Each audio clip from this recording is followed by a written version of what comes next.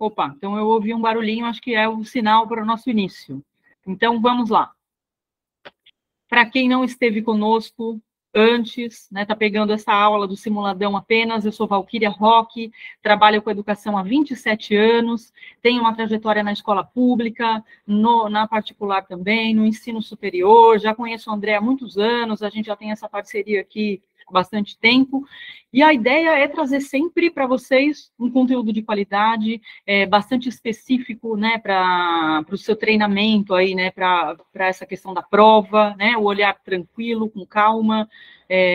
Eu vou te ensinar um macete aqui de leitura de questão que eu me utilizo, né, quando estou numa prova, que acho que também consegue te ajudar bastante, tá? Uma das estratégias para a leitura das alternativas e exclusão delas, né? Porque daí você já diminui a quantidade daquelas que você precisa escolher, tá bom? Então, espero te ajudar bastante. A gente tem 2 livros aqui, do Aluno Problema e do Preparo para a Vida Cotidiana, se não estou enganado, o nome dos livros, mas a gente vai passar aqui e aí espero que você se aproprie desses conceitos gerais, né? Esteja atento a algumas expressões que podem ter pegadinha, leia com calma, que eu acho que você vai se dar bem, tá bom? Depois você vem contar para nós aqui, como a gente já tem depoimentos, né, André, super bacanas aí de pessoas que passaram no concurso com tranquilidade, que estudaram, que se dedicaram, porque a gente sabe que não é fácil, mas você perseverou, veio com a gente até aqui, vai conseguir. Então, vamos dar uma olhadinha aqui. Então, o primeiro é esse, o aluno problema, forma social, ética e exclusão. 2018, do Freitas. Então, o que eu trouxe aqui para vocês? Vamos dar uma olhada. Questão número 1. Então, o que ele diz para nós? Nossa, estou levando tudo aqui. A identificação de alunos como problemas em contextos educacionais é um tema complexo e multifacetado, né? Ou seja, ele pode ser olhado a partir de vários vieses, né? Freitas discute esse conceito considerando as suas implicações e significados variados. Então, tomar cuidado com essas pegadinhas de aluno problema, obviamente que não é um aluno problema aquele que não aprende, simples assim. O que tem por detrás desse conceito, né? No contexto da obra de Freitas, como é caracterizado o aluno problema? Então, vamos dar uma olhada aqui. Analise as afirmações a seguir.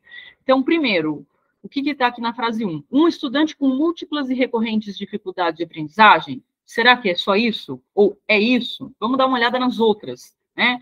Depois, a 2 está dizendo assim, um estudante que frequentemente desobedece às regras e extrapola limites? Esse também é um estudante problema? Né? Tomar cuidado com esse lugar comum aí na escola, né, do discurso do professor leigo, né? Esse é o aluno problema. Depois, um estudante que exibe comportamento disruptivo, fora do padrão, esse é o cara, o aluno problema, né? Um estudante que desafia as expectativas tradicionais de comportamento e de aprendizado, esse é o aluno problema para o Freitas. Então, por que é importante estudar a obra e estar aqui com a gente nas aulas? Porque aí você agora tem essa noção do que é que diz o autor, né? Uma referência à complexa interação entre desafios individuais e contextos sociais e educacionais mais amplos. Então, que frases, então, que eu posso dizer que estão corretas aqui? Será que é somente a 1 e a 2? Será que a 2 e a 3? Será que a 3 e a 4? 5, 4 e 5? Ou todas elas? 1, 2, 3, 4 e 5. Então, eu queria que agora você desse uma olhadinha com atenção e lembrasse aí dos conceitos de Freitas, porque a questão é essa, né? O que é mais delicado é pensar na questão do autor. Val, pessoal aqui já se manifestando, Juliana, Eliane, professora Carol, Aline, Sheila, Érica, Thaís, Fabiane, Rosângela, Valmira, Marcela, todo mundo indo de D de dado. D de dado? Vamos dar uma olhadinha. Olha lá, acertaram. Então, agora, aquela dica que eu te disse, né, de comentários aqui a respeito das alternativas, o que eu queria deixar aqui para vocês? Essas expressões que estão em vermelho são aquelas que você, a primeira leitura da alternativa, se você já caracteriza como não procedente, você já tira da mente, né, por exclusão. Então, a número 1 está dizendo assim, é um estudante com múltiplas e recorrentes dificuldades. Será que é só isso, né, o aluno problema? A gente já sabe que não é. Então, essa daí já cai fora. Depois, é alguém que desobedece às regras. né? Porque, veja, pode ter um enunciado enorme, mas ele tem um problema lá, ele tem ele tem uma questão, né? Ele tem uma síntese do que ele quer. Então, e aí eu tentei deixar para você sempre em negrito o que é que de fato tem na questão enquanto solicitação, para você já treinar também esse olhar, né? Então, a gente tem uma solicitação, às vezes é enunciado enorme, mas tem lá uma solicitação. Aí você, a partir dela, dá uma olhada nas alternativas, que isso também já pode te ajudar na antecipação, né, do que é mais correto. Depois, comportamento disruptivo, ok, é um comportamento fora do padrão, mas será que é só isso também? Eu posso até entender que sim, mas não é só isso. O que mais, então, que seria, né? O que seria, de fato, algo mais complexo? Então, aquele que desafia as expectativas tradicionais de comportamento e de aprendizado, sim, ele está fora, né? Ele não está naquele padrão, ele extrapola. Né? E uma referência complexa entre o desafio individual, o contexto social e o educacional que ele está inserido. Então, parabéns, é isso mesmo, tá? Acertaram, a alternativa correta é a D. Vamos para número 2. A percepção da infância não é estática, mas evoluiu ao longo do tempo, influenciada por fatores históricos, culturais e sociais. Conforme Freitas, a natureza da infância na educação deve ser entendida como uma fase biologicamente determinada e inalterável, mas decisiva para a aprendizagem. Vamos dar uma olhada nas outras. Um conceito que permaneceu constante ao longo da história, considerando a criança como um adulto em miniatura, visão que auxilia uma abordagem pedagógica. Você lembra disso aqui? O adulto não é uma criança em miniatura que vem do Rousseau, né? Mas aqui está falando que é. Vamos ver se é isso mesmo? Uma construção constituída por contextos históricos e culturais. Vamos dar uma olhada nas outras, para ver o que é mais atraente para nós aqui. A infância, então, é irrelevante para as práticas educacionais modernas, em se tratando do foco da aprendizagem, que é o conteúdo que deve ser ministrado? Centrada exclusivamente em aspectos físicos do desenvolvimento humano e de infraestrutura da escola, como possibilidade de intervenção? Agora, vamos pensar um pouquinho, então. Segundo Freitas, o que é mais adequado aqui com relação à natureza da infância, o conceito de infância? Val, pessoal aqui rápido. A Rosângela, Priscila, Cíntia, Denis, Rúbia, Thaís, Aline, Juliana, Sheila, Ana, Gabriel, todo mundo, muita gente. Carol, Edson, Imaculada, todo mundo indo C de casa. C de casa? Vamos dar uma olhadinha. Eu tô achando que esse pessoal amanhã vai arrasar, viu? Olha lá. Perfeito. Então, é uma construção constituída por contextos históricos e culturais. Então, diante dos tempos, nós constituímos esse conceito de infância, né? Em algum tempo, a criança era considerada um adulto em miniatura. Hoje, a gente já sabe que tem especificidades, né? O conceito, por exemplo, de brincadeiras infantis, ao longo do tempo, também se modifica. Então, essa questão histórica, cultural, social, isso tudo repercute na questão do conceito de infância. Mas só para ajudar na questão da análise das alternativas. Então, olha, quando você bate os olhos, já vá direto no que o que mais chama atenção nas alternativas. Então, aqui, fase biologicamente determinada e inalterável, nunca muda, inalterável, ela é constante, é um conceito constante, é sempre igual. Né? Ela é irrelevante, infância é irrelevante para a educação? Claro que não, né? E ela também foca exclusivamente nos aspectos físicos de desenvolvimento? Obviamente que não. Então, aqui, né, isso também ajuda você a pelo menos excluir 2 ou 3, ficar ali entre 2, o que te ajuda um pouco mais, tá? Trabalhar nessa medida da exclusão do que é menos coerente com aquilo que a questão pede, tá bom? 3, a estruturação do tempo na educação é um aspecto fundamental que influencia tanto a entrega do conteúdo quanto a experiência do aprendizado do aluno. Segundo Freitas, o aspecto da organização do tempo considerado fundamental no contexto educacional é o quê? Tananana aqui. Eu tinha um aluno no primeiro aninho, agora é a hora da conversa. Um aluninho no primeiro aninho, eu fazia ditado, né? Ele escrevia, então, a bola é tananana. Tadinho, ele se matou para escrever tananana. Olha só, gente. A alfabetização é isso. Mas aqui é isso. Vamos voltar aqui. Brincadeiras à parte. Então, o aspecto do tempo considerado fundamental no contexto educacional é o quê? é ser irrelevante para a educação moderna, já que a premissa de aprendizagem é o uso de metodologias ativas nas aulas? É a importância da seriação e da simultaneidade no ensino? Lembra dos conceitos do Freitas. O foco exclusivo na duração e nos conteúdos das aulas? A uniformidade do horário escolar para todos os alunos para garantir a equidade educacional? Ou a ênfase na flexibilidade total do tempo escolar para a eficácia do processo de aprendizagem? Lembra aí do Freitas. O que vocês acham? Aline B, Rosângela B, Valmira B, Rosângela B, Priscila, Dalila, opa, agora começou E, Edson, Ana, Eliane, Daniele, Érica, pessoal indo de E, eu acho que eu estava na anterior, Marcela, Sheila, Cristina, Natália, Juliana, Fabiane, Lucimar, Patrícia, todo mundo indo de E. E, a ênfase na flexibilidade total, então vamos dar uma olhada aqui? Olha, a gente tem que tomar cuidado na questão do autor, tá? Pode ser que para nós, né, com a experiência que temos, com a vivência que temos, consideramos que essa possibilidade de flexibilidade do tempo seja ideal, mas o que o autor fala sobre a organização do tempo? Por isso que é importante a gente... Oi. Tem que corrigir aqui que a Aline, a Rosângela, a Valmira, a Rosângela, a Priscila, Dalila, Nicásio, todo mundo de B. Então, começaram de B... E depois foram para o E. É. Perfeito.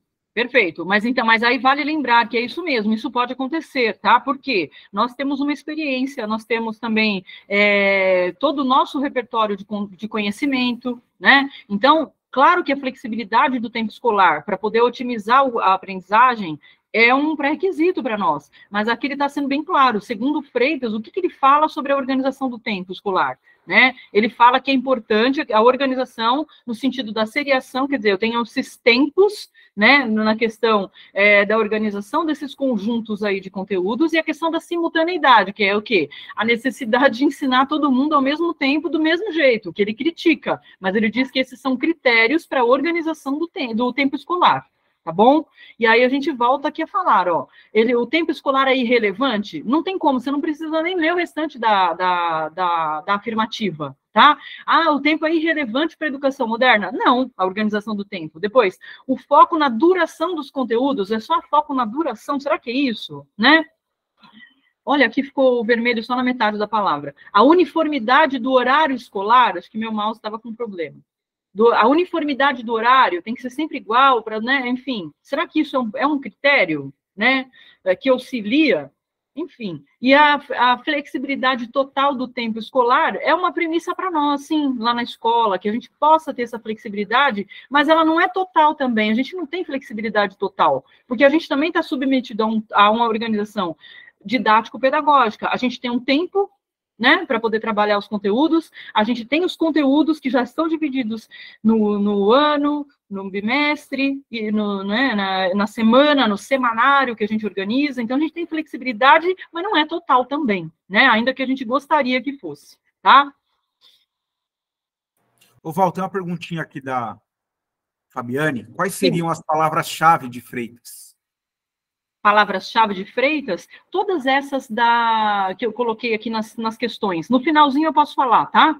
Mas sim, é isso. A coisa do aluno problema, o conceito de infância, agora o aspecto da organização do tempo, cada pilar da questão que eu coloquei para você, que inclusive está em negrito, ela é uma palavra-chave do Freitas, tá bom? Por exemplo, agora na 4, ó, abordagem para as práticas pedagógicas. Também é uma palavra, é um perfil-chave do Freitas, tá? Então, toda questão tem uma expressão em negrito. Essa expressão é uma palavra-chave do Freitas que eu fiz questão de marcar para vocês, tá bom? Aqui a 4 vai falar para nós. Freitas enfatiza a necessidade de práticas pedagógicas que reconheçam e valorizem a diversidade. Essa abordagem é fundamental para um ambiente educacional inclusivo. Segundo o autor, a abordagem ideal para essas práticas pedagógicas, no contexto da diversidade, é aquela que valorize o quê? As diferenças, aqui, diferenças tais e tais de alguém ou de alguma coisa. né? Assinale a alternativa que preencha corretamente, respectivamente, as lacunas. Então, o que seria? As diferenças de conhecimento, diferenças individualizadas dos alunos? Será que é isso? Diferenças individuais, culturais dos alunos? Diferenças individuais, sociais dos alunos? Diferenças emocionais, culturais dos alunos? Ou metodológicas, pedagógicas dos professores? Então, vamos dar uma olhada aqui. Então, a questão de termos práticas pedagógicas condizentes aí com o perfil dos alunos, de acordo com essa noção de infância, né, de conceito de infância que a gente tem, é uma premissa para o Freitas. Vamos dar uma olhada, o que vocês acham? Aline C, Thaís C, Érica B, Rosângela C, Denise Coutinho C, Rúbia C, Deuseni entre B e C, Edson B, Ana C, Eliane B, Cristina B, Cristina C, Sheila B. Pessoal entre B e C, viu, Val? Tá, mas aqui foi de propósito mesmo que eu coloquei, tá? O Freitas, eu peguei tal qual a expressão, a frase do livro, tá? Então, ficou mesmo aqui. O correto é a abordagem que ideal para as práticas no contexto da diversidade é aquela que valorize o quê? As diferenças individuais e culturais dos alunos, tá? O social é um pouco menor e o cultural é um pouco mais abrangente, mas aqui eu que fiz uma pegadinha mesmo para vocês, tá bom? E aqui não tinha nem como marcar palavras em vermelho, porque a não ser a última, que era bem mais, que era discrepante, né? Porque aqui, na verdade, a meta era saber se você tinha esses conceitos mais fortes. Essa daqui estava difícil mesmo, tá, gente? Estava mais difícil. Então, parabéns para quem acertou. E quem foi no social errou por pouco, porque, na verdade, foi a pegadinha que eu quis brincar com vocês mesmo. Tá? Então, é isso. O contexto individual, cultural dos alunos precisa estar sempre na mente. Individuais, conceitos individuais e culturais. Fique com isso também na sua mente. Tá? Do Freitas. A educação de crianças pobres é um outro pilar, não sei qual é o nome da colega aí que pediu palavra-chave. Educação de crianças pobres também é mais um pilar, né, do Freitas, mais uma palavra-chave. Passou por uma evolução significativa. Então, no livro ele conta lá a história. Não sei se você tiver a oportunidade de dar uma lida no livro todo, ou de ter reassistido a nossa aula, né, mudando a visão de anormalidade, né, para uma compreensão mais profunda das circunstâncias sociais e econômicas desses alunos. Então, assim, aquela questão da patologização, que a gente vai falar também numa outra questão aqui, quer dizer, não aprende, coitado, ele passa dificuldade, o aluno tem lá, então não consegue, então aquela profecia autorrealizadora, esse não passa de ano, esse não consegue aprender, tem déficit nutricional, não dá certo, não consegue aprender, ele tem uma limitação. Então, nesse sentido, assim, as crianças pobres de escola pública, que somos nós, né, gente? Todos nós que passamos aí por escola pública. Não tem possibilidades, aquela profecia autorrealizadora, né? Não consegue, né? O determinismo vai ficar ali, naquele lugar, é pobre, vai continuar ali, naquela necessidade, e não tem nem a condição de aprender, né? O que é anormal. Por isso que é o conceito de anormalidade para uma compreensão mais aprofundada, né? E aí o Freitas diz para nós, olha, então esse conceito evoluiu, né? Então, o que isso quer dizer para ele? Como que isso é considerado, né? Evoluiu para uma compreensão holística, mais total, mais abrangente das circunstâncias em que essas crianças estão inseridas, continua focada na anormalidade dessas crianças, já que o aspecto social encontra-se prejudicado. Assim, a gente ainda tem muito professor que vai por essa tônica, né, do anormal, do fora do padrão, e não consegue, é taxativo, preconceituoso. Ainda tem muito professor que não é o nosso caso, obviamente, porque a gente estuda, a gente está de acordo aí com... A gente sabe da nossa função de transformação, de mudança, da nossa responsabilidade para a sociedade, né? Prioriza, no contexto atual, a assistência financeira direta com programas sociais do governo, né? Será que é isso? Concentra-se exclusivamente no desempenho acadêmico, que é o foco da escola pública, ignora as diferenças sociais e trata todos os alunos igualmente, priorizando a equidade. O que ele fala, então, sobre a percepção de crianças pobres? Quem que se lembra? Pessoal indo de A, viu, Val? Vamos lá. Ó. Ana, Rosângela, Patrícia, Lucimar, Valmir, Imaculada, Sheila, Aline, Érica, todo mundo no de A.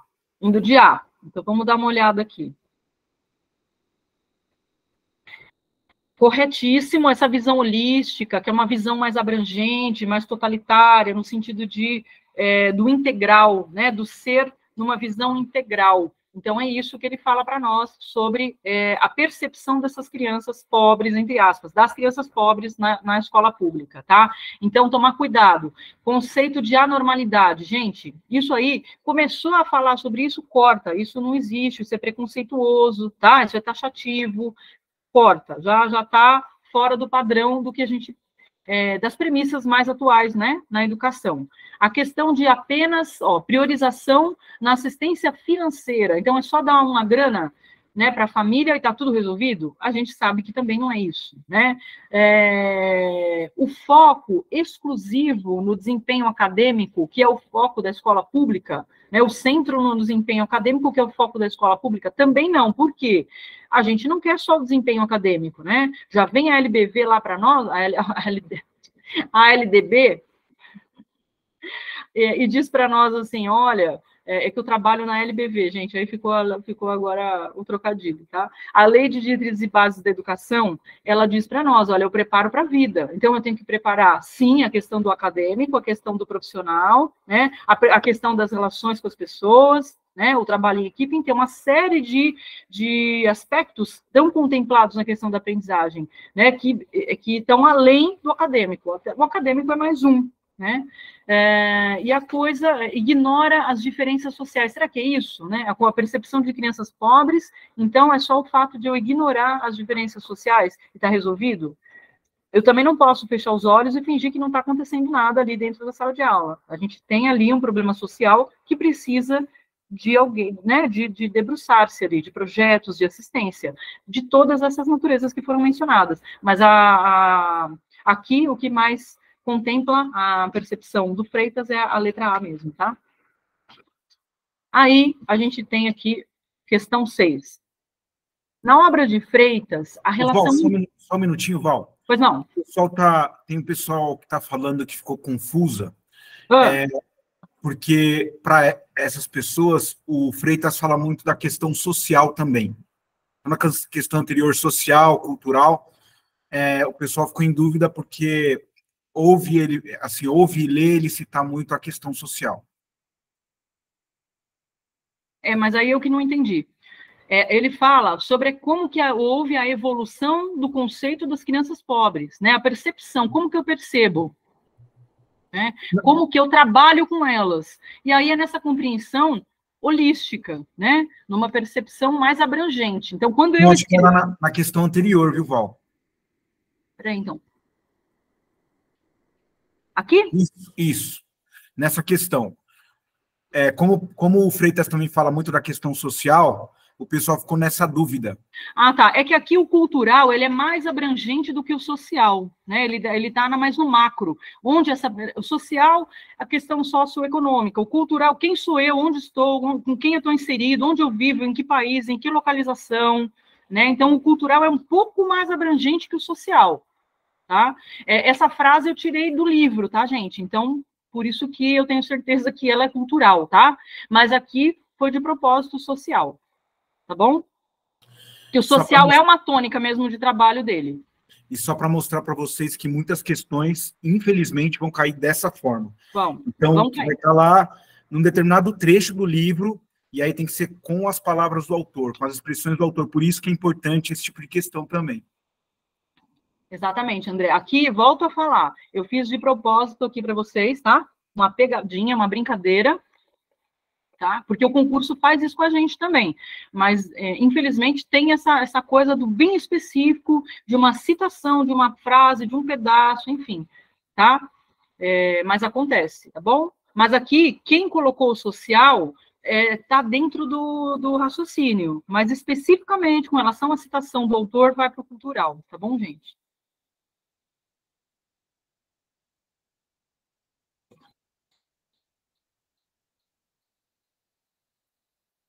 Agora aqui, a gente estava aqui, né? Na obra de Freitas, a relação intrínseca entre educação e sociedade é um tema central. Ele investiga profundamente como essas duas esferas se influenciam e se organizam mutuamente. Freitas argumenta que entender a educação apenas em seu contexto isolado é insuficiente, pois ela está profundamente enraizada nas estruturas sociais, culturais e econômicas. Assim, ele propõe uma visão abrangente na qual a educação não apenas reflete, mas também tem o poder de transformar a sociedade. Dessa forma, qual é a perspectiva de Freitas sobre a relação entre educação e sociedade? Aí vamos lá, ó. Então, se você vai nessa pegada de observar alternativa por alternativa, já tenta cortar aquelas que não procedem. A educação é independente das influências sociais, porque é planejada e aplicada. B, a sociedade tem um papel secundário na formação educacional, uma vez que a educação é quem detém o papel relevante. C, a educação e a sociedade são mutuamente influentes e interdependentes. D, a sociedade não afeta as políticas e as práticas educacionais, já que a escola é que tem esta apropriação. E E, a educação deve adaptar-se unicamente às demandas econômicas da sociedade no preparo para o profissional do futuro. Então, aqui já tem algumas dicas aqui para a gente pensar. A educação é independente de influências sociais, gente? Depois, a sociedade tem um papel secundário? A sociedade e a educação são mutuamente influentes? A sociedade não afeta políticas e práticas? Ou a educação deve adaptar-se apenas à questão econômica para o futuro do profissional? É só isso também? Agora aqui o foco é no profissional, né? O que vocês acham? Aline, Cíntia, Sheila, Thaís, Edson, Ana, Carol, Denise, Valmira, Dalila, gente, todo mundo indo de C de casa. Lorival, Álvaro, Marcela, C de casa. C de casa. C de casa, parabéns. Tá? Tem gente aí que está indo super bem. Então, é isso mesmo. Então, a educação é independente das influências sociais? Não. Né? A educação trabalha com elas, né? com essas influências sociais. A sociedade tem um papel secundário? Não. Né? A sociedade também é responsável pela educação. A sociedade não afeta as políticas e as práticas educacionais? Também não é verdade. E a educação, ela vai se adaptar apenas, né? Está dizendo aqui, unicamente às demandas econômicas? Não. Então, aqui, essa relação de influência mútua entre sociedade e educação, e de interdependência. Uma depende da outra, né? Aqui a questão 6. A questão 7. Na educação contemporânea, a tendência de patologizar comportamentos e dificuldades de aprendizagem em alunos é uma questão complexa. Freitas critica a abordagem que interpreta problemas educacionais como se fossem doenças ou distúrbios patológicos, propondo uma visão mais holística que considere os fatores sociais e econômicos influenciadores. De acordo com o autor, qual é o principal problema da patologização dos comportamentos e dificuldades de aprendizagem em alunos? Então, vamos lá, o que aparece aqui para nós? É uma prática que aborda todas as necessidades dos alunos, efetivamente, né? A patologização, enfatiza a necessidade de intervenções médicas sobre as abordagens educacionais, aplica-se apenas a alunos com distúrbios de comportamentos confirmados para melhor desempenho escolar, concentra-se exclusivamente em melhorar o desempenho acadêmico dos alunos, ou ignora os fatores sociais e econômicos que influenciam o aprendizado e o comportamento dos alunos. O que é isso aqui, então, gente? A patologização. Thaís E, Carol B, Ana E, Aline E, Rubia E, Denise, Marcela, Sheila, Valmira, Álvaro, Patrícia E, Cíntia B, Dalila E, Érica E, Edson E. A maioria E tem 2 Bs. Tomar cuidado, então, aqui, quem colocou a B, enfatiza a necessidade de intervenções médicas, aqui está só dando aqui é uma expressão que está querendo dizer, tá, que o problema social vem de uma necessidade de se criar essa abordagem, né, que se apropria de um termo médico, de patologização, de criar esse problema como se fosse uma doença, né, como se fosse alguma coisa que precisa ser tratada. Então, não é a questão de abordagem sobre a questão da saúde, viu, de intervenção médica, tá? Então, quem foi por esse lado, toma cuidado, que às vezes o concurso faz isso com a gente, ele dá uma jogada para você ir para um lado, só que é para outro. Tá? Por isso que tem que estar a par do conceito. Então, quando ele fala de patologizar, ele está querendo dizer o quê? Ele está querendo dizer, olha, os problemas os problemas das escolas, da criança não aprender, são de natureza, então ele precisa ir no médico, ele precisa, assim, de um atendimento, né? Eu preciso categorizar, estereotipar, como se fosse uma doença, mas, na verdade, não é isso o mais adequado. Ah, então não aprende? Precisa ir para o psicólogo. Ah, não aprende? Precisa de um fono. Ah, não aprende? Precisa sempre de uma... Claro, em alguns momentos, sim, a gente precisa de toda essa rede de assistência, para a educação ter essa abrangência, mas não é isso que ele está querendo dizer. Ele está dizendo, isso é um problema. Quando a gente patologiza e diz que nós temos esse problema, a gente está ignorando, é um problema dessa natureza, com essa cara, estereotipando, então, não aprende porque não come, tem que comer, o problema é de alimentação. Como se fosse, assim, uma doença e alguma coisa, algum remédio que resolvesse o problema imediatamente. Isso é a patologização, né? Então, isso quer dizer o quê? Né, o principal problema é o quê? É que ignora o fator social e econômico que afeta o aprendizado, tá? E o comportamento dos alunos. Então, preciso olhar o aluno como um todo. Será que realmente, né, é uma questão médica? Será que realmente eu estou só estereotipando, eu estou só enquadrando, né, para dar um nome, para dar um conceito, né, para resolver um problema que é meu, eu como professora que não consigo ensinar? Né? Eu já falei para vocês na outra aula, né, sobre os autores mesmo, sobre psicopedagoga. Assim, mais de 60%, 70% dos alunos que chegam para atendimento psicopedagógico, que é para quem tem dificuldade de aprendizagem, a criança não precisa de médico e sequer de atendimento psicopedagógico propriamente dito, porque ela não tem a dificuldade de aprendizagem. Ela tem uma dificuldade, entre aspas, na percepção como o professor ensina aquilo para ela, na abordagem metodológica do professor. Porque quando ele chega para mim ali, com outro viés de abordagem, ele aprende. Ele consegue aprender, então ele não tem qualquer limitação, dificuldade, problema, déficit, ele não tem, né? A questão é o quê? É como que o professor se apropria, né, na questão metodológica, técnica desse conteúdo e passa para os alunos, que não está atingindo, né? Então, é nesse sentido que ele fala da patologização para nós, tá? E a oitava, que é a última, diz para nós aqui.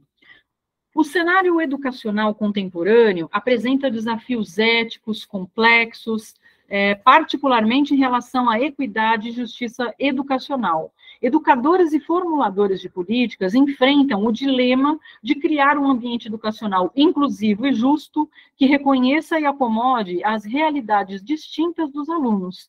Essa problemática é agravada pela diversidade de necessidades educacionais, antecedentes culturais e socioeconômicos dos alunos, colocando em questão a adequação de políticas e práticas educacionais uniformes em um contexto tão variado.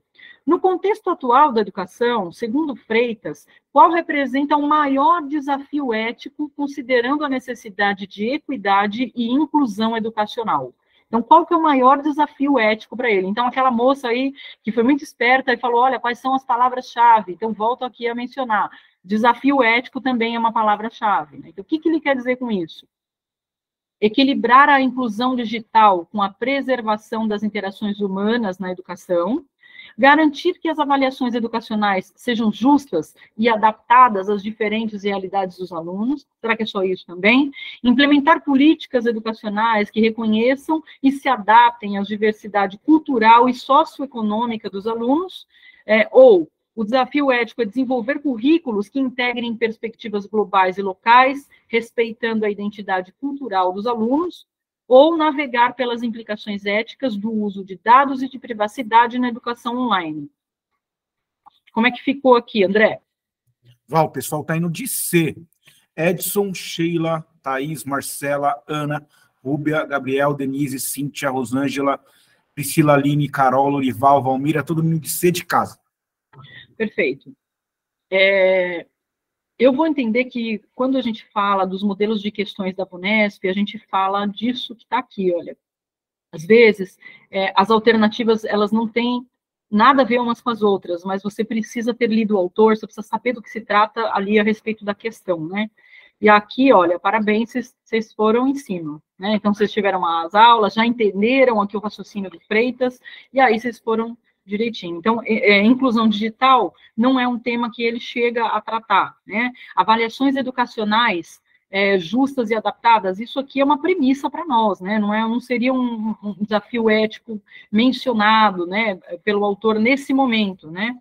Currículos que integrem perspectivas globais e locais também é uma premissa, né? Implicações do uso de dados de educação online, a gente ainda não chegou nesse nível com relação aqui à discussão para concurso, né? Então, assim, a correta é a C, tá certinho, parabéns aí para quem fechou. Então, aqui, a gente fecha as questões do Freitas. Então, voltando aqui, vou voltar rapidamente. Então, olha, desafio ético, patologização dos comportamentos dos alunos, relação entre educação e sociedade, percepção sobre as crianças pobres em escolas públicas, práticas pedagógicas, premissas para a organização do tempo, natureza da infância, conceito de infância e aluno problema. Então, essas são as palavras-chave do Freitas aí que a nossa colega tinha pedido, tá? Vou passar rápido aqui, quem tiver tontura, nem olha, agora eu vou para lá, agora eu vou para o outro, tá bom? Então, finalizamos aí o Freitas, tá? Agora a gente vai para o aprender pela vida cotidiana. Então, vamos dar uma olhada aqui. No livro Aprender... Bom, só um minutinho, Val. Pois não. A Jéssica fala o seguinte, ó, prof, eu estou achando que vai cair na dissertativa sobre o aluno problema, com na APA, vulnerabilidade e conhecer para proteger. Teria essa possibilidade de haver, nesses 3 temas, as relações um com o outro, e para a dissertativa, como seria? Sim, teria sim. Eu acho que o repertório que você tem dos autores aí, se você... André, eles conseguem rever as aulas? Agora eu acho que não vai dar mais, não dá mais tempo, né? Não. Tá, mas eu acho que assim, vocês têm repertório para poder fazer essa coxa de retalhos a respeito dos autores, junto dos conceitos, a questão da proteção, enfim, até de aspectos legais. A questão sempre fundamente, acho que vocês tiveram aulas aí sobre questões discursivas, dissertativas, sempre fundamentar com os autores, né? Então, você já sabe, por exemplo, que se falar alguma coisa dessa natureza de aluno problema, ou se falar dessa questão... Quais são as outras expressões que ela usou aí, André, de comparação? Na APA, vulnerabilidade. Vulnerabilidade, isso. Isso, então, se aparecer alguma coisa nessa natureza, vocês podem fundamentar com Freitas, né? O autor consegue dar para nós esse respaldo, tá? Falando dessa questão do cultural, do social, de tudo isso que está aqui, essa visão holística, isso tudo vocês conseguem abarcar. Então, é possível, viu? Você tem toda a razão. É um tema bem latente agora, tá? Pode sim aparecer, você tem toda a razão, tá bom? Mas aí vai depender também de como é que você vai estruturar essa questão. Eu acho que vocês têm repertório para poder discorrer. É que hoje não dá tempo da gente destrinchar um pouco mais sobre isso. Ai, caramba, eu fui para frente do SED, eu achei que eu estava na outra apresentação. Desculpa aí. Então, tá aqui. Vamos lá. Então, qualquer coisa, dá um toque aí, André. No livro Aprender pela Vida Cotidiana, os autores destacam a importância dos espaços sociais na aprendizagem. Analise as seguintes afirmações sobre o conceito de aprendizagem nesses espaços, conforme discutido no livro. Então, 1. Espaços sociais são negligenciados em seu potencial para aprendizagem. 2. A aprendizagem em espaços sociais é vista como formal e estruturada. 3. A vida diária é reconhecida por oferecer constância e oportunidades para inovação e aprendizagem. 4. A aprendizagem em espaços sociais é considerada inferior aos ambientes formais de educação. E 5. Ambientes sociais contribuem apenas socialmente e não cognitivamente para a aprendizagem. Então, o que está correto? O que está em 1 e 2 apenas? 1, 2 e 3 apenas? 3 apenas? 4 e 5 apenas? 1, 2, 3, 4 e 5? O que vocês acham aqui? Priscila C, Cíntia C, Denise B, Aline B, Thaís A, Marcela C, Rosângela C, Jéssica C, pessoal em dúvida, tá? Tá na dúvida. Entre A, B e C, mas principalmente o pessoal tá indo na C. Na C? Vamos dar uma olhada. O C estava certinho, tá? Então, vamos dar uma olhada. Quando ele fala no livro sobre os espaços sociais, ele não fala dos espaços negligenciados, né? Deixados em segundo plano. Ele diz que a gente precisa se apropriar deles. Os espaços já existem, né? Depois, o espaço social ele é formal e estruturado? Não, na verdade, não. Ele não é formal e estruturado, né? São nesses ambientes em que eu convivo com as pessoas que eu posso aprender. Isso pode ser informal e não estruturado, né? A aprendizagem acontecida nos espaços sociais, ela é considerada inferior? Não, também não é isso que ele fala. Pelo contrário, ele diz que pode acontecer, né, com a mesma qualidade do que nos espaços formais, né? E contribuem socialmente, não cognitivamente, não. Então, aqui, de acordo com o Freitas, a correta é reconhecida por oferecer a constância de oportunidades para a inovação e para a aprendizagem. Então, eu estou sempre oportunizando, né, essas crianças ao aprendizado, né, nos espaços sociais. Eu, como professor, que preciso me apropriar dessas possibilidades. O Val, você falou Freitas, né, de acordo com o Bruguière agora, Freitas não, agora não, aqui já é o livro do... Não, isso mesmo. De acordo com o aprender aqui para... Isso, o aprender para a vida cotidiana. Isso mesmo. Desculpa, aqui já não é Freitas. 2. A segunda parte, já estou bugando, a mente já está bugando. A segunda parte discute a aprendizagem em contextos menos formais da experiência escolar, incluindo o recreio, intercâmbios estudantis, colônias de férias e a transição do ensino para o trabalho. Como a experiência do recreio escolar contribui para o aprendizado de acordo com o livro, né? Representa um ambiente dinâmico de socialização e transmissão cultural entre os jovens? Serve exclusivamente como um meio de descanso físico, desconectado de qualquer processo educativo, quaisquer processos educativos? Age apenas como uma extensão do currículo formal, sem oferecer experiências autênticas?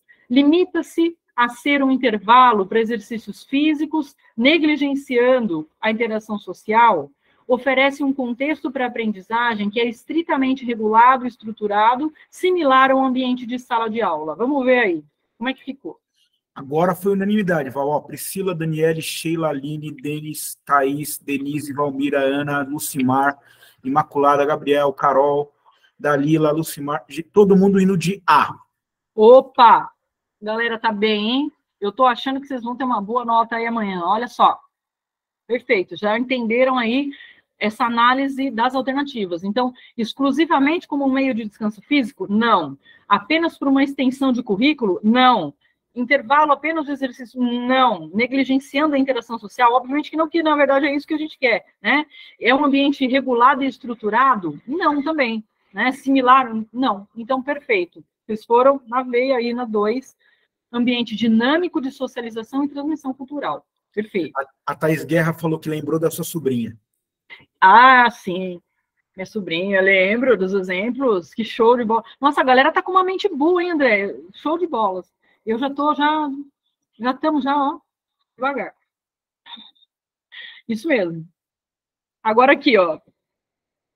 A minha sobrinha GG, mas tá vendo? Eu lembro que eu falei 2 coisas dela. Uma eu lembro, a outra não. Eu já não lembro mais, gente. Eu tô ficando assim, velhinha, viu? Mas tudo bem.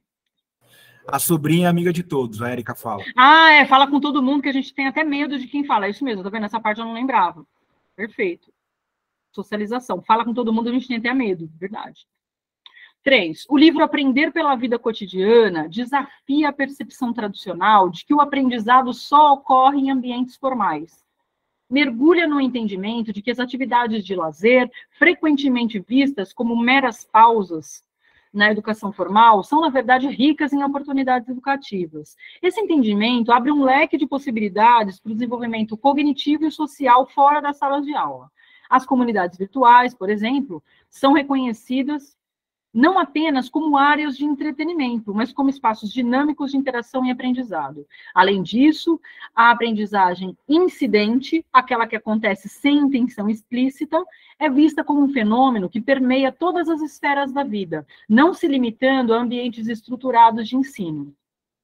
Em contraste com a noção de que o lazer é apenas para descanso ou entretenimento, o livro argumenta que ele desempenha um papel fundamental no desenvolvimento de habilidades além das recreativas. Então, com base na análise do livro, avalie as afirmações relativas à natureza do lazer e a sua relação com a aprendizagem. Então, vamos lá, o que é adequado aqui dessas frases que a gente tem? 1. O lazer é um estado de passividade que contrapõe-se aos princípios de engajamento ativo necessários para o aprendizado.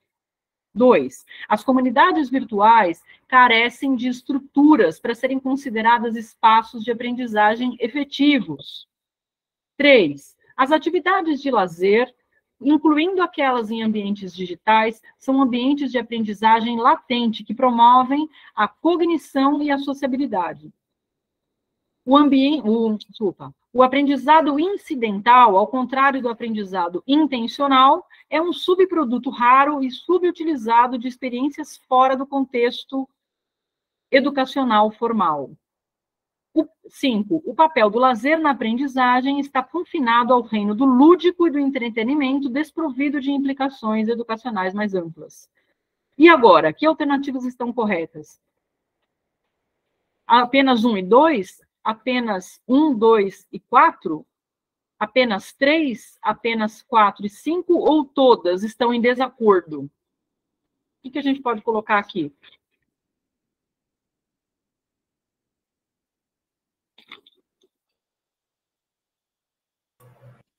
Nessa o pessoal nem responde. Agora sim, vamos lá. Ah, tá. Marcela, Denise, Ana, Cíntia, Denis, Gabriel, Rosângela, Lucimar, Jenny, Sheila, Carol, Edson, todo mundo indo de C de casa. Acertaram, perfeito. Né? Então, o lazer é um estado de passividade? Não. As comunidades virtuais carecem de estruturas? Não, elas já acontecem, elas já oferecem, elas têm já uma estrutura própria, né? O aprendizado incidental, aquele que a gente consegue por tabela, né, além do intencional, é um subproduto raro, né, e subutilizado? Não, né? Está confinado ao reino do lúdico e do entretenimento? Não. Então, sim, as atividades de lazer são ambientes de aprendizagem latente que promovem a cognição e a sociabilidade. Perfeito, hein? Vocês estão indo muito bem. 4. A quarta parte do livro, Aprender pela Vida Cotidiana, mergulha no ecossistema do trabalho como uma arena de aprendizagem constante. Nesse contexto, a distinção entre formação formal e aprendizagem informal é posta em análise.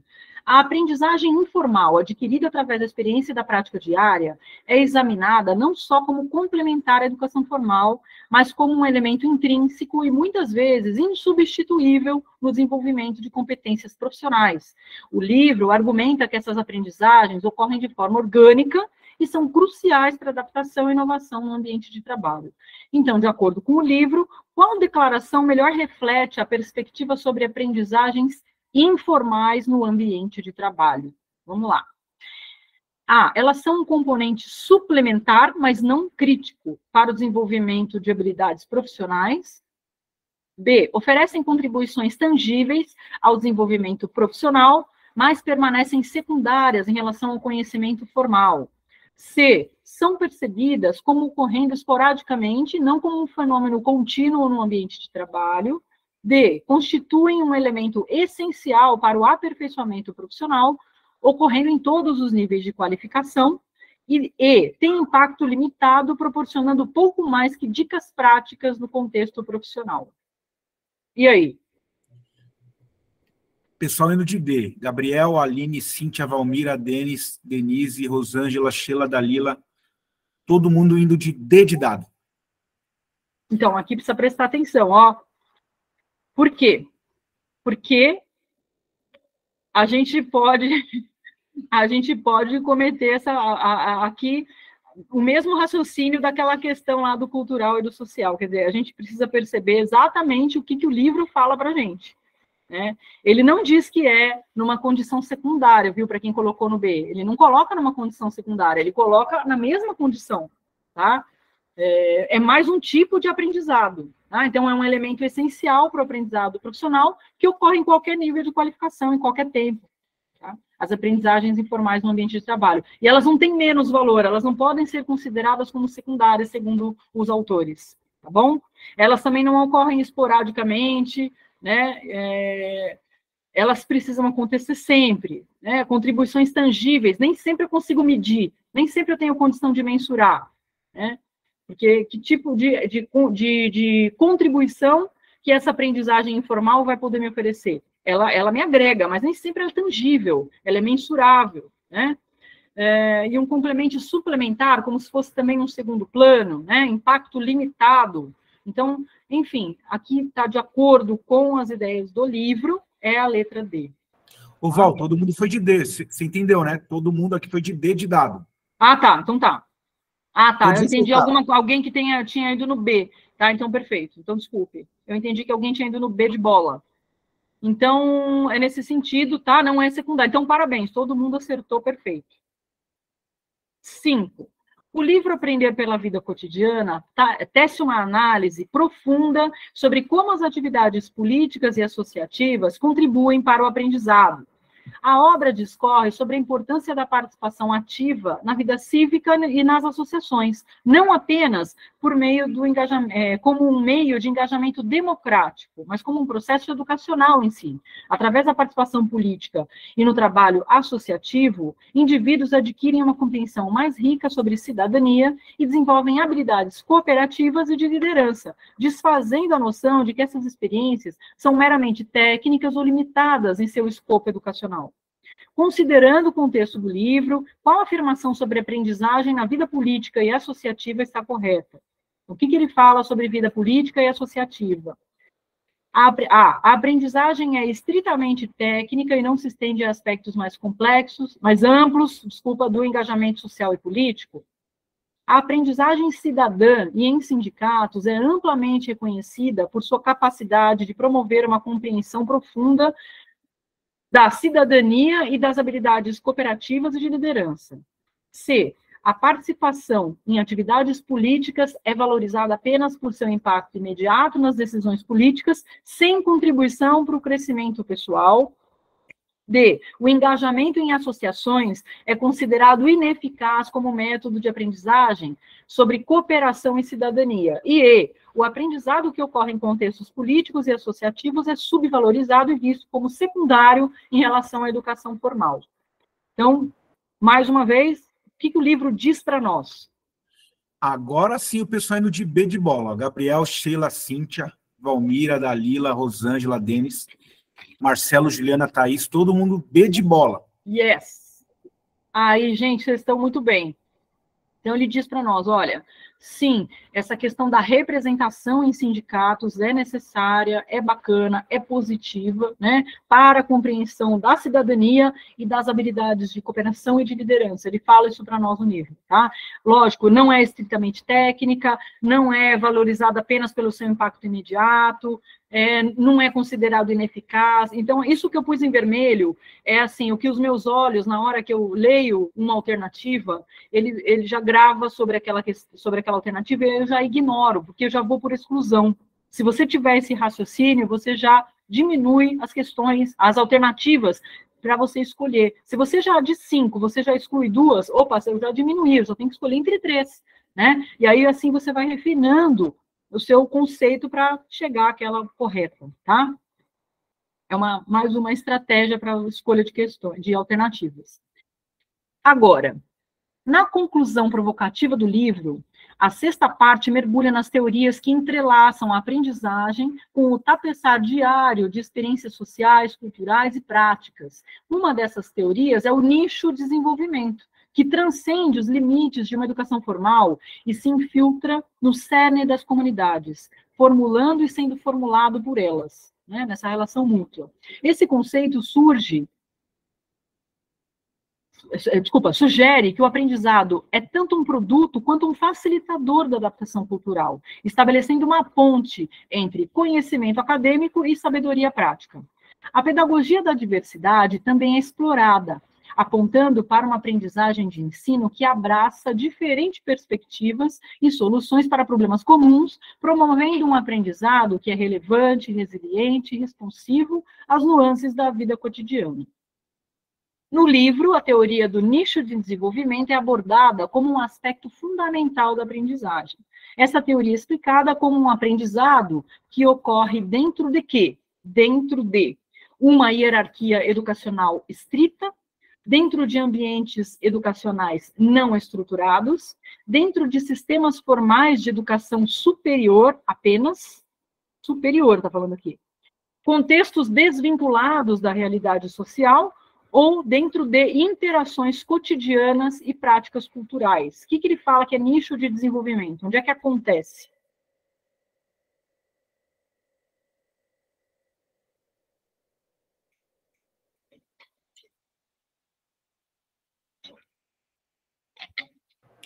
Val, pessoal indo de E. Deixa eu só confirmar se tem alguma...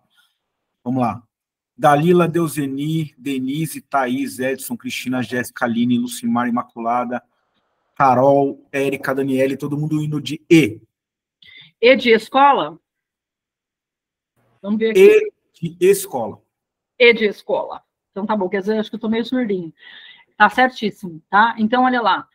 Interações cotidianas e práticas culturais. Então, né, de acordo com esses agrupamentos, eu consigo também aprender, né, nesses locais de especificidade que ele coloca como nichos de desenvolvimento. Então, nesses subgrupos, que eu também posso aprender em conjunto com as outras pessoas. O 7.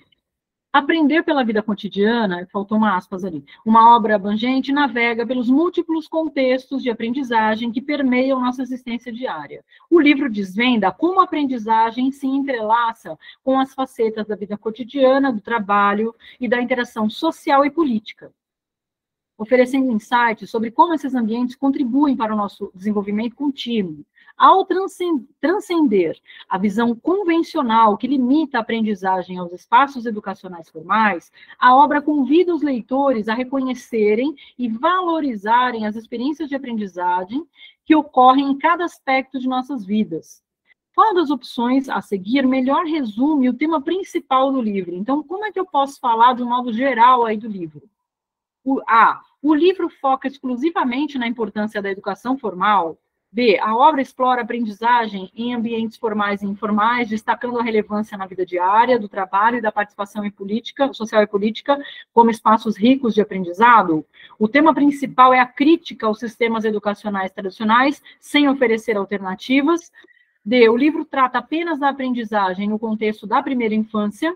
E a obra é uma discussão teórica sobre aprendizagem sem aplicação prática. Eu acho que essa daqui todos precisam acertar, hein, gente? Porque... Olha, foi unanimidade, não sei se todos acertaram, ó. Gabriela, Denise... gente, já sabe, todos aqui responderam B de bola. B de bola, vamos ver. B de bola. Porque aqui é isso mesmo, né? Aqui é uma tentativa de quem não estudou, quem não participou de um curso como esse aqui, com o professor André, né? Não tem essa noção, tá? Então, assim, você foi na mosca. Por quê? Porque também a gente está recuperando cada conhecimento desse aqui para você, tá? Agora, pode aqui haver uma interpretação equivocada para quem não tem essa leitura do livro, né? Não teve esse acesso que você teve. Parabéns, então. E aí, agora a última dessa parte para nós aqui, para fechar. A quinta parte do livro desdobra a complexidade da aprendizagem dentro do contexto político e associativo. Então, voltei nessa temática. Ela explora como a participação ativa em processos democráticos e em sindicatos não apenas fortalece o entendimento social e político, mas também é crucial para o desenvolvimento pessoal e profissional. Ao abordar o valor educativo das associações, o livro destaca a importância destas na construção de habilidades de cooperação e liderança, mostrando que a aprendizagem vai além dos ambientes educacionais formais e permeia todos os aspectos da vida cívica e profissional. Considerando o conteúdo da quinta parte do livro, avalie as afirmações. 1. A participação em processos democráticos e políticos tem um papel marginal, que fica à margem, na formação da consciência social e política dos indivíduos. 2. Os sindicatos desempenham um papel crucial na educação dos trabalhadores sobre seus direitos e responsabilidades. 3. A experiência em associações contribui significativamente para o desenvolvimento de habilidades técnicas, mas não de liderança ou cooperação. 4. A aprendizagem cidadã obtida com a participação política é fundamental para o entendimento social e político. E 5. A participação em associações é vista como pouco relevante para o crescimento pessoal e profissional, apenas com valor acadêmico. Aí, o que está certo aqui? 2 e 4 apenas, 1, 3 e 5, 2, 3 e 4, 1 apenas, ou todas estão corretas? Vamos ver aí. Não esquecendo que esse livro é de fora, os autores são franceses, vocês lembram? Val, todo mundo indo de A. Gabriel, Rosângela, Carol, Lídia, Cíntia, Valmira, Dalila, Lucimar. Pessoal indo de A. Perfeito. A 2 e a 4 estão corretas, né? Os sindicatos desempenham um papel crucial, é o que eles falam para a gente, né? No sentido da representatividade. E a questão da compreensão política e social com essa aprendizagem cidadã. O restante está errado, né? Quer dizer, um papel marginal, quer dizer, secundário, né? A experiência com associações não oferece essa possibilidade de aprendizado com liderança e cooperação, não é uma verdade. E a participação em associações não é pouco relevante, também não é o que o livro fala para nós, pelo contrário, ele fala que é bastante importante. Então, aqui, perfeito, 2 e 4. Então, é isso, deixa eu parar.